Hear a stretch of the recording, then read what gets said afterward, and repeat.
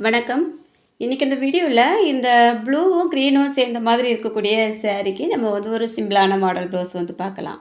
இந்த மாடல் வந்து அவசர காலங்களில் நம்ம வந்து ஈஸியாக தைக்கிற மாதிரி தான் இருக்கும். இந்த ப்ளவுஸ் நானுமே வந்து கொஞ்சம் அவசரமாக தான் தைச்சிட்டு இருந்தேன். இதை எப்படி தைச்சிருக்கேன் அப்படிங்கிறத வந்து பாருங்கள்.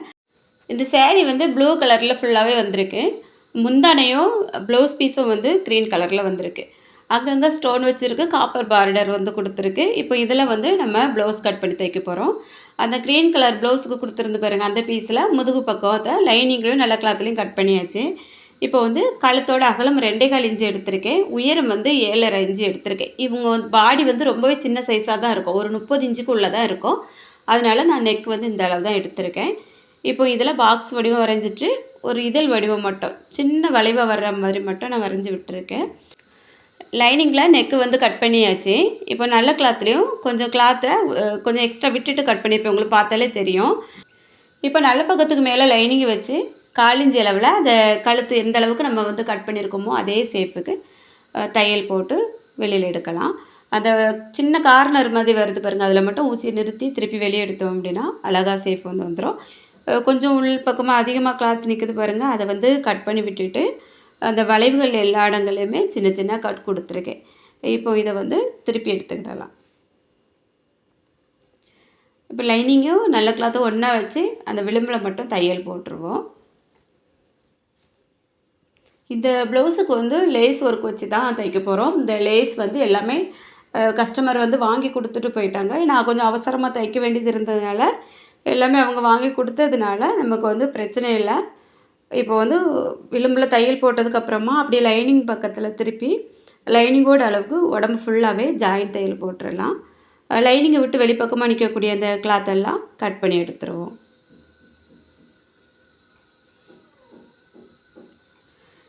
இப்போ நம்ம வந்து இடுப்பு பகுதியை நார்மலாக மடித்து தைப்போம் பாருங்கள், அதே போல் மடித்து தையல் போட்டுடலாம்.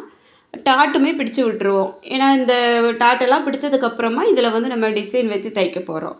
அதனால் 2 பக்கமும் ஒரே மாதிரி டாட் வந்து பிடிச்சி விட்டுறலாம்.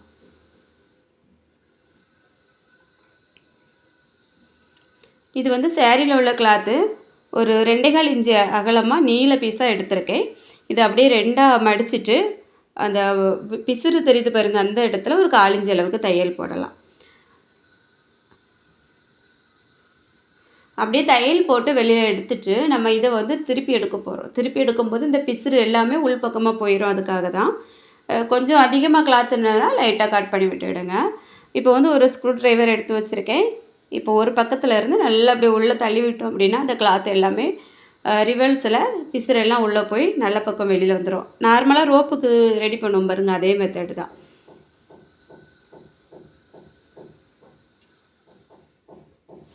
இப்போ பாருங்கள், நான் திருப்பி எடுத்துட்டேன். பிசுறு தெரியாத அளவுக்கு வந்துட்டு திருப்பி எடுத்ததுக்கப்புறமா சில கிளாத்து வந்து பனியாமல் அப்படியே உருண்டுட்டு நிற்கும். அப்படியே இருக்கிற மாதிரி இருந்தால் நீங்கள் நல்லா வச்சு ஒரு டைம் அயன் பண்ணி விடுங்க. இது வந்து நான் நகத்தால் தேய்ச்சி விட்டேன், சரியாக பனிஞ்சு வந்துட்டு. இப்போ வந்து ஒரு 2.25 இன்ச்சு அளவுக்கு அளந்துட்டு ஒவ்வொரு பீஸாக கட் பண்ணிடலாம். நான் ஒரே ஒரு பீஸில் மட்டும் அளந்துருக்கேன். இப்போ வந்து எல்லா பீஸையுமே ஒன்றுக்கு ஒன்றா இதே மாதிரி அளவுலேயே மடிச்சுவிடலாம். ஒன்றுன்னா கட் பண்ணிகிட்டு இருக்கிறதுக்கு நமக்கு ரொம்ப டைம் ஆகும். அதனால் இந்த மாதிரி ஒரே அளவுக்கு மடித்து எடுத்து வச்சுட்டோம் அப்படின்னா கட் பண்ணும்போது மொத்தமாக எல்லா இடங்கள்லையுமே வேகமாக கட் பண்ணி விட்டுறலாம். இப்போ திருப்பிட்டோம், அதே மாதிரி அந்த மடிப்பு இருக்குது பாருங்கள், இந்த இடத்துலலாம் கட் பண்ணி எடுத்து வச்சிடலாம். இப்போ அந்த கார்னர் இருக்குது பாருங்கள், இதில் இருந்து அப்படியே கொஞ்சம் கிராஸாக கீழே வர்ற மாதிரி நான் ஒரு மார்க் பண்ணி விட்டுருக்கேன்.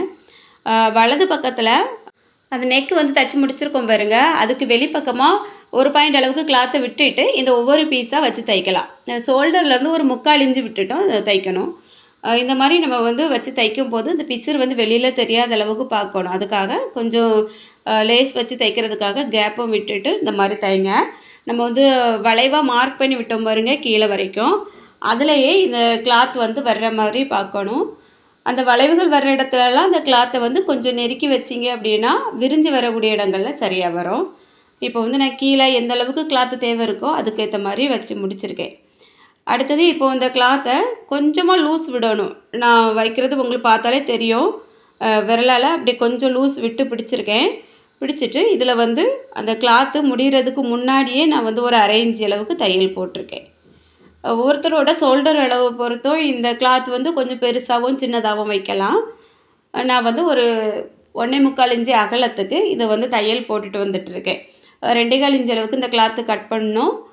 கிளாத்து தைச்சதுக்கப்புறமா கொஞ்சம் லூஸ் விட்டுருக்கோம். மறுபடியும் வெளிப்பக்கமாக கிளாத்து நிற்குது பாருங்கள். இப்போ அந்த தையல் வந்து ஒரே லெவலில் போட்டதுக்கு அப்புறமா அந்த தையலுக்கு வெளிப்பக்கமாக நிற்கக்கூடிய கிளாத் எல்லாம் ஈவனாக இருக்கிற மாதிரி கட் பண்ணி எடுத்து வச்சுக்கிடுவோம். இப்போ இதில் அந்த அடிப்பகுதியில் இருந்து லேஸ் எடுத்துருக்கேன். ஒரு மடிப்பு மடித்து விட்டுட்டு அந்த வெளிப்பக்கமாக வரக்கூடிய இடத்துல முதல்ல லேஸ் வைக்கலாம். பிசுறு தெரியாத அளவுக்கு கவர் ஆகிற மாதிரி இந்த லேஸ் வந்து இருக்கணும். லேஸ் வந்து ஒரு 1/2 இன்ச்சுக்கு மேலே இருந்தால் பிரச்சனை இல்லை, நல்லாவே இருக்கும். ரொம்ப சின்ன 1/4 இன்ச் அளவுக்குலாம் லேஸ் வந்து இந்த மாதிரி இடங்களில் வச்சு தைக்காதீங்க, அது வந்து சரியாக வராது. இப்போ அந்த லேஸ் வந்து மேலே வரைக்கும் கொண்டு வந்து முடிச்சுட்டு அப்படியே திருப்பி கீழே வரைக்கும் தைச்சி விட்டு முடித்து இந்த லேஸை கட் பண்ணி எடுத்துட்டேன். அடுத்தது வந்து இடது பக்கத்தில் அந்த ஷோல்டரில் இருந்து அந்த லேஸ் வந்து வச்சு தைக்கேன்.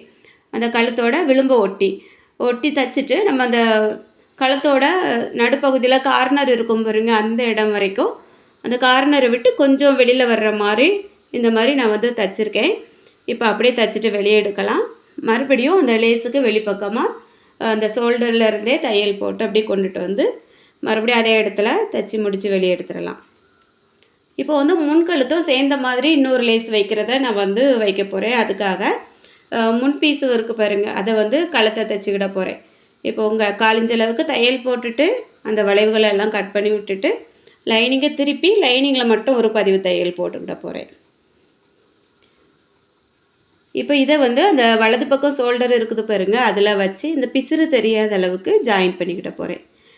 இந்த வீடியோ வந்து நம்ம சேனலில் 1 2 வீடியோ நான் ஏற்கனவே அப்லோட் பண்ணியிருக்கேன். அதையும் செக் பண்ணி பார்த்தீங்கன்னா உங்களுக்கு தெளிவாக புரியும். இப்போது இந்த ஷோல்டர் வந்து தெரியாத அளவுக்கு 2 கிளாத்தையும் வச்சுட்டு ஒரு 1/2 இன்ச் அளவுக்கு அந்த ஷோல்டரை வந்து ஜாயின் பண்ணி 2 தையல் வந்து போட்டுவிட போகிறேன். இப்போ அப்படியே திருப்பி எடுத்தால் பாருங்கள், பிசுறு தெரியாத அளவுக்கு இருக்கும். அதுக்கப்புறமா அந்த முன் கழுத்தில் விளிம்பில் மட்டும் தையல் போட்டு வெளியில் எடுத்துடலாம். இப்போ வந்து அந்த லைனிங்கோட அளவுக்கு உடம்பு ஃபுல்லாக சுற்றி தையல் போட்டு எக்ஸ்ட்ரா நிற்கக்கூடிய கிளாத்தெல்லாம் கட் பண்ணி எடுத்து வச்சுக்கிடுவோம். அடுத்த லேஸை நான் எப்படி வைக்கேன்னு பாருங்கள். அந்த அடிப்பகுதியில் இருந்தே மடித்து விட்டு தைச்சிட்ருக்கேன். இதுலேயும் அந்த பிசுறு தெரியாத அளவுக்கு தைக்கணும். முதல்ல தைக்கிற தையல் வந்து அப்படியே வெளிப்பக்கமாக போட்டு கொண்டுட்டு வந்து அந்த நெக்கோட கார்னரில் வரும்போது அப்படியே அந்த நெக் வளைவுக்கு ஏற்ற மாதிரி நம்ம வந்து வளைச்சி மேலே வரைக்கும் கொண்டுட்டு வரலாம். இது வந்து ஷோல்டர் ஜாயின் பண்ணிட்டோம் பாருங்கள், முன்கழுத்துக்கும் சேர்ந்த மாதிரி இந்த லேஸ் வந்துடும். அப்போ வந்து இந்த ஷோல்டரில் கேப் தெரியாது, அதுக்காக தான். இப்போ முன்கழுத்து வரைக்கும் வந்தாச்சு, மடித்து விட்டு இதில் வந்து தைச்சி வெளியே எடுத்துட்டேன். 2வது தையலும் அதே போல் அடிப்பகுதியில் இருந்தே போட்டு ஆரம்பிக்கேன். நம்ம இந்த ப்ளூ கலர் கிளாத்து வந்து கொஞ்சம் லூஸ் விட்டு தைச்சிருந்தோம் பாருங்கள், அது அந்த லூஸ் வர்ற மாதிரியே லேஸ் வச்சு தைக்கும் போதும் கவனித்து தைங்க. அப்போ தான் நமக்கு வந்து கடைசியில் அது ஃபினிஷிங் பண்ணதுக்கு சரியாக இருக்கும். இப்போ வந்து லேஸ் வச்சு முடிச்சாச்சு. ப்ளவுஸ் மொத்தமாகவே நான் தைச்சி முடிச்சிட்டேன். இப்போ வந்து அந்த ப்ளூ கலரு பீஸ் வந்து ஒன்றாச்சு தைச்சிருக்கோம் பாருங்க, அதில் சென்டரில் வந்து ஒவ்வொரு கோல்டு கலர் பீடு வச்சு தைச்சிக்கிட போகிறேன். அதுக்காக மேட்சிங்காக நூல் போட்டு ஊசியில் எடுத்து வச்சிடலாம். அடிப்பகுதியில் இருந்து நம்ம வந்து சென்டரில் பிடிச்சி 2 சுருக்கு வச்சு அந்த இடத்துல தைச்சிட்டு ஒவ்வொரு பீடு வச்சு கொறுத்தோம் அப்படின்னா ரொம்ப ஈஸியாக வேலை முடிஞ்சிடும். ஒவ்வொருக்காவும் இந்த நூலை கட் பண்ண கஷ்டமாக இருந்தது அப்படின்னா அடிப்பகுதியில் நல்லா லாக் தையல் போட்டுட்டு அடுத்த பீஸில் ஆரம்பிங்க. ரொம்ப ரொம்ப ஈஸியாக இருக்கும் இந்த மாதிரி தைக்கிறதுக்கு.